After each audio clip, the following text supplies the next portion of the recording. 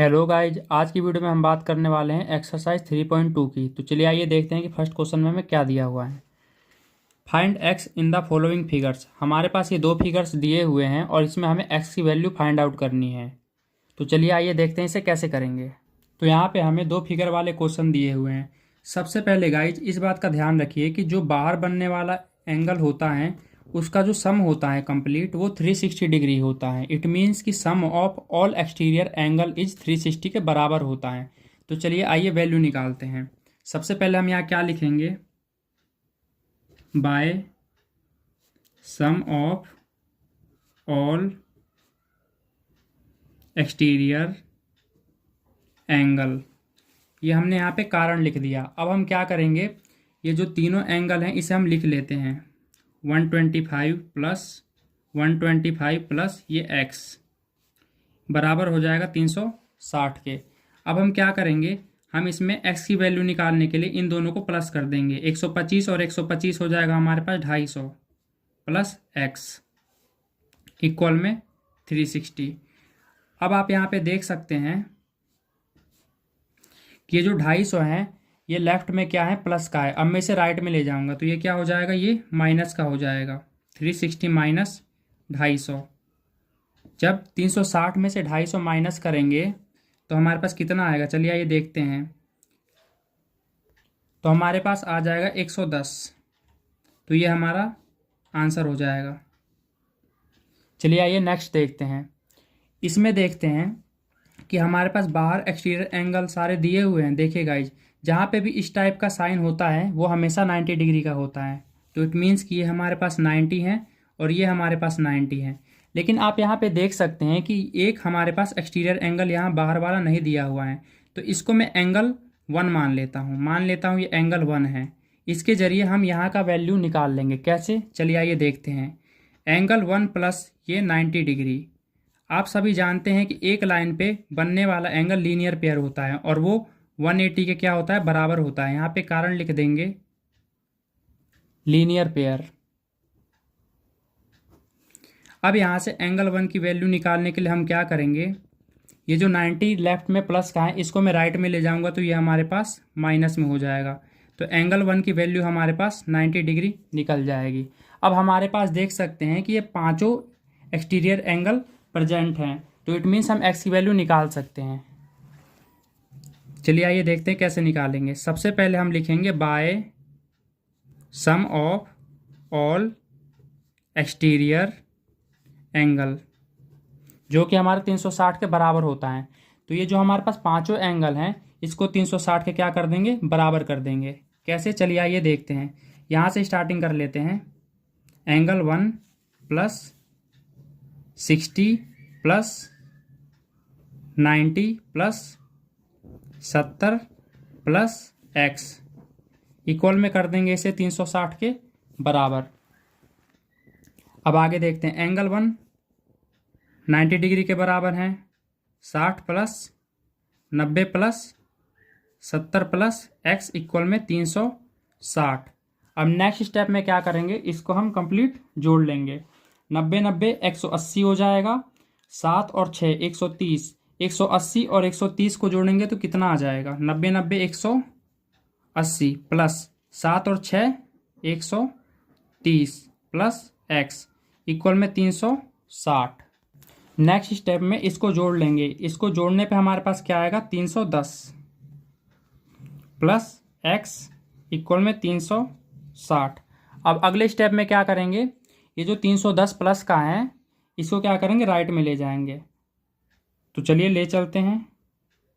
360 minus 310, तो हमारे पास x की जो वैल्यू आ जाएगी वो कितनी आ जाएगी, 50 डिग्री। यही हमारा क्या है, आंसर है। चलते हैं नेक्स्ट क्वेश्चन पे। नेक्स्ट क्वेश्चन में हमसे क्या कह रहा है कि find the major of each exterior angle of a regular polygon of. अब आप यहाँ पे देख सकते हैं कि हमारे पास साइड्स दिया हुआ है और हमें एक्सटीरियर एंगल फाइंड करना है। चलिए आइए देखते हैं इसे कैसे करेंगे। सेकंड क्वेश्चन में हमें साइड्स दिया हुआ है और हमें एक्सटीरियर एंगल निकालना है।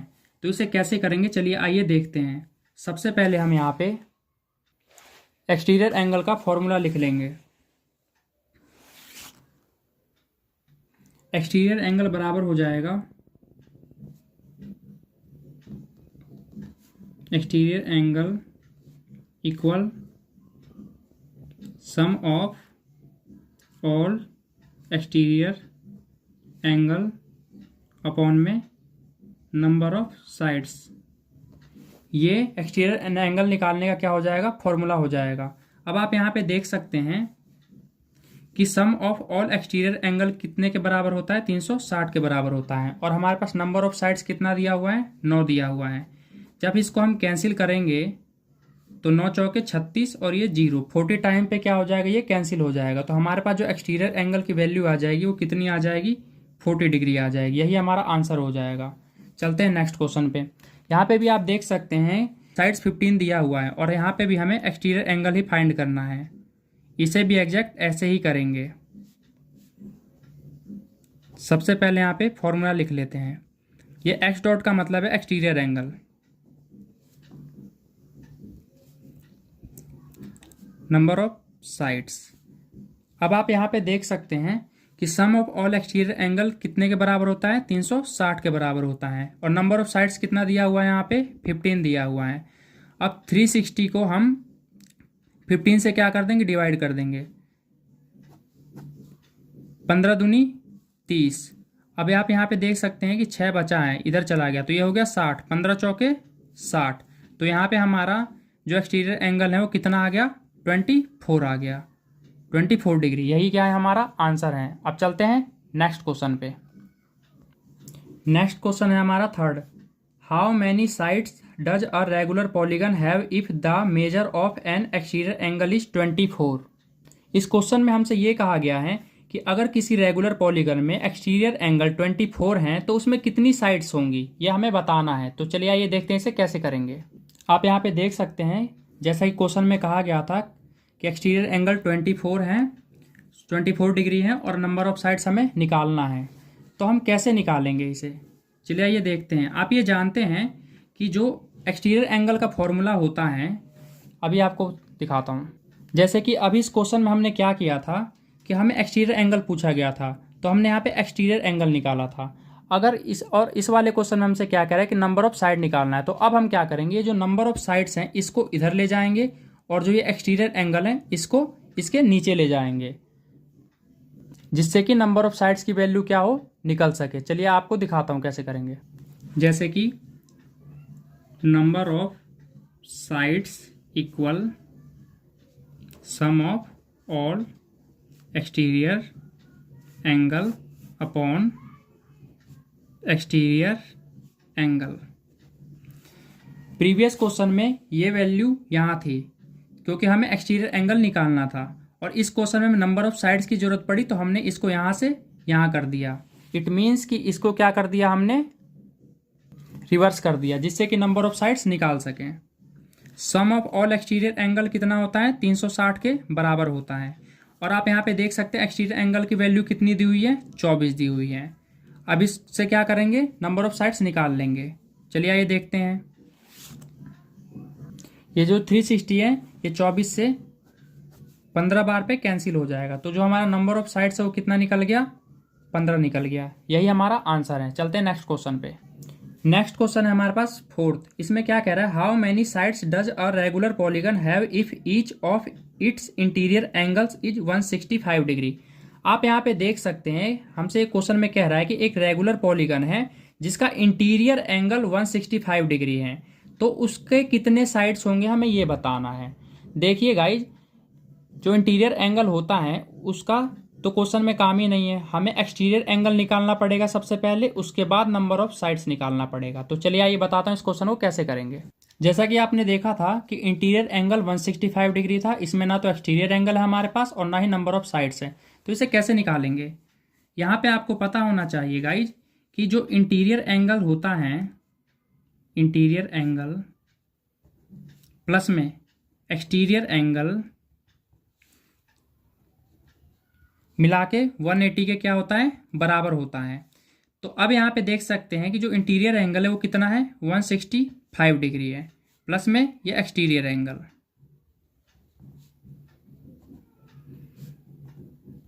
अब इस 165 को क्या करेंगे, इसे राइट में ले जाएंगे तो हमारा जो एक्सटीरियर एंगल है वो निकल के आ जाएगा इक्वल में 180 माइनस 165 डिग्री। तो हमारे पास जो एक्सटीरियर एंगल है वो आ जाएगा।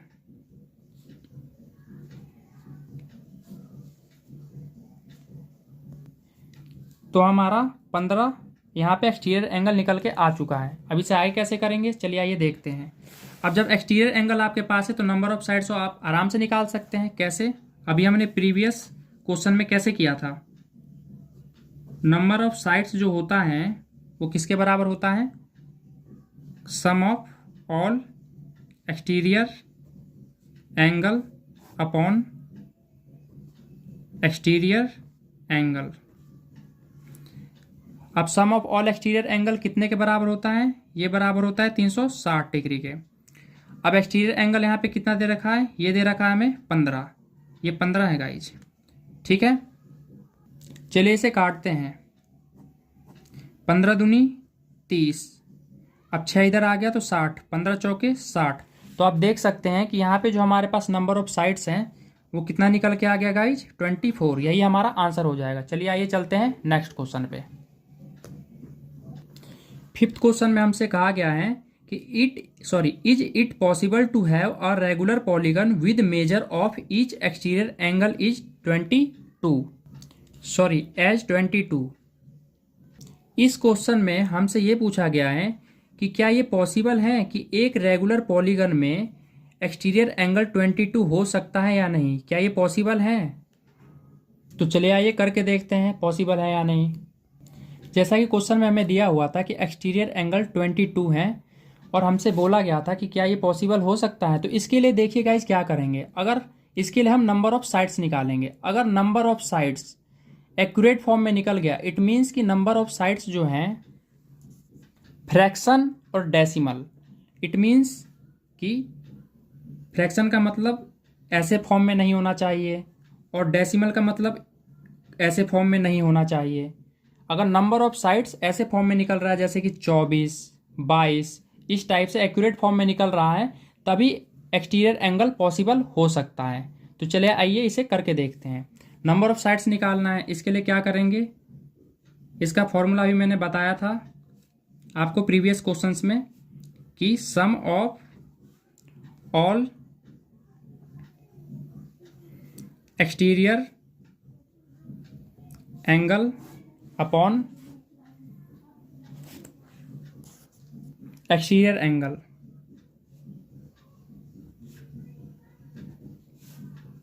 सम ऑफ ऑल एक्सटीरियर एंगल कितना होता है, 360 के बराबर होता है और एक्सटीरियर एंगल हमारे पास कितना है 22। अब इसे हम काट के देखते हैं, 2 एकम 2, 2 एकम 2, 2 एकम 2, 2 8 16 0।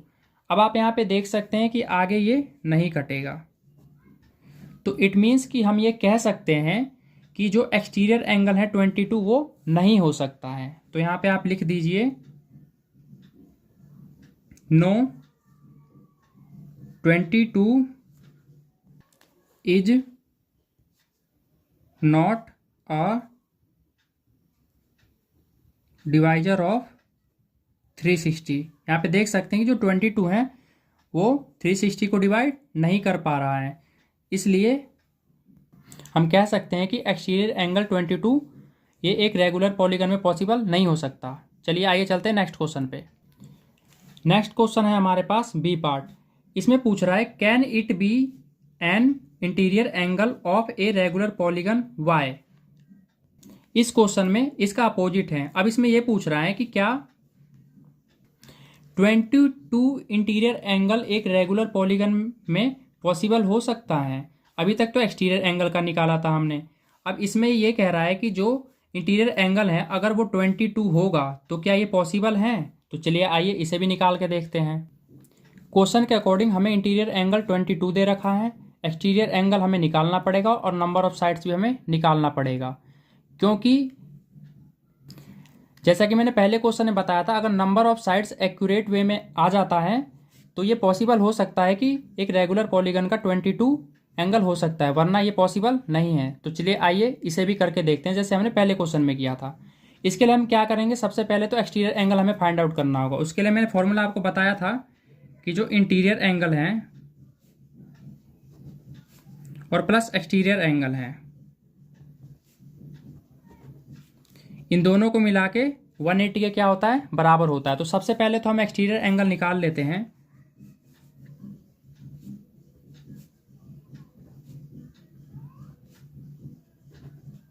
इक्वल में 180। अब इंटीरियर एंगल को क्या करेंगे, इसको राइट में ले जाएंगे।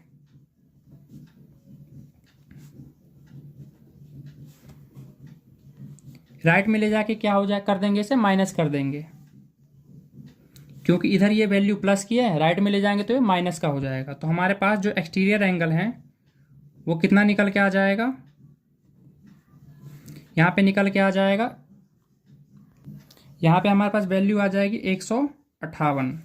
तो यहाँ हमने एक्सटीरियर एंगल निकाल लिया। अब हम नंबर ऑफ साइड्स निकालेंगे। इसके लिए हम क्या करेंगे, नंबर ऑफ साइड्स इक्वल में किसके बराबर होता है, sum of all exterior angle upon exterior angle. अब sum of all exterior angle की वैल्यू कितनी होती है, 360 के बराबर होती है, और एक्सटीरियर एंगल हमारे पास कितना निकला है, 158। अब हम इसे क्या करेंगे, काट के देखते हैं। अब इसे काट भी सकते हैं या ऐसे ही छोड़ दीजिए, आप देख लीजिए। यहाँ पे मैं काट ही देता हूँ।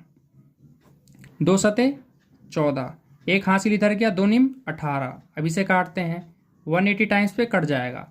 अब इसे आगे काटने की कोशिश करते हैं। आगे देखिए आप, फिर भी ये कैंसिल नहीं होगा। तो इससे हमें पता लग गया कि जो 158 है वो 360 का क्या है, डिवाइजर नहीं है। इसमें भी हम एक लाइन लिख देंगे। यहाँ पे लिख देंगे सबसे पहले no 158 is not a divisor of 360। 158 360 का क्या है, डिवाइजर नहीं है। तो ये पॉसिबल नहीं हो सकता कि एक इंटीरियर एंगल 22 डिग्री का हो। चलिए आइए चलते हैं अब नेक्स्ट क्वेश्चन पे। नेक्स्ट और लास्ट क्वेश्चन है हमारा 6th। अब इसके ए पार्ट में क्या कह रहा है कि what is the minimum interior angle possible for a regular polygon why, और बी में क्या कह रहा है, what is the maximum exterior angle possible for a regular polygon. अब देखिए गाइज, इसके ए पार्ट में कह रहा है कि मिनिमम से मिनिमम इंटीरियर एंगल कितना पॉसिबल हो सकता है। इट मीन्स कि मिनिमम से मिनिमम इंटीरियर एंगल कितना हो सकता है। और बी पार्ट में कह रहा है कि मैक्सिमम से मैक्सिमम एक्सटीरियर एंगल कितना हो सकता है। तो चलिए आइए आपको बताता हूँ। इसके पहले क्वेश्चन में हमसे बोला गया था कि एक इंटीरियर एंगल रेगुलर पॉलीगन का कम से कम कितना हो सकता है। तो सबसे पहले हमें यह पता होना चाहिए कि कम से कम साइड वाला पॉलीगन कौन सा होता है। तो जो पॉलीगन है वो 3 साइड से स्टार्ट होता है, और सबसे कम साइड्स वाला पॉलीगन है हमारा ट्राइएंगल, और उसमें भी रेगुलर पॉलीगन बोला गया है। और रेगुलर पॉलीगन वो होता है जिसकी साइडें क्या होती हैं, इक्वल होती हैं। तो ऐसा कौन सा ट्राइएंगल है जिसकी तीनों साइडें क्या होती है, बराबर होती हैं। तो वो होता है इक्विलेटरल ट्राइएंगल। और इसका जो कम से कम एंगल होता है वो कितने डिग्री का होता है, 60 डिग्री का होता है। तो हम ये कह सकते हैं कि जो हमारा मिनिमम से मिनिमम इंटीरियर एंगल एक रेगुलर पॉलीगन का वो 60 डिग्री हो सकता है। तो 60 डिग्री क्या है, हमारा आंसर है। अब चलते हैं नेक्स्ट क्वेश्चन पे। नेक्स्ट क्वेश्चन पे हमसे पूछा गया था कि सबसे ज़्यादा एक्सटीरियर एंगल कितना हो सकता है। तो देखिए गाइज, नॉर्मल सा कॉन्सेप्ट है। अगर सबसे कम इंटीरियर एंगल 60 डिग्री है तो सबसे हाईएस्ट कितना होगा। आप ये जानते हैं कि एक लाइन पे जो एंगल बनता है वो लीनियर पेयर 180 के क्या होता है, बराबर होता है। अगर इंटीरियर 60 है तो एक्सटीरियर कितना होगा, आप यहाँ पे माइनस कर दीजिए। 180 में से जब 60 डिग्री माइनस करेंगे तो आंसर कितना आ जाएगा, वहाँ पे 120 आ जाएगा। चलिए आपको यहाँ पे बताता हूँ। जैसे कि 180 में से हमने क्या कर दिया, 60 डिग्री कम से कम इंटीरियर एंगल क्या कर दिया, माइनस कर दिया। तो हमारे पास 120 क्या आ गया, एक मैक्सिमम एक्सटीरियर एंगल की वैल्यू निकल के आ गई। आप यहाँ पे इस टाइप से लिख सकते हैं, minimum interior angle in regular polygon is 60 degree. और यहाँ पे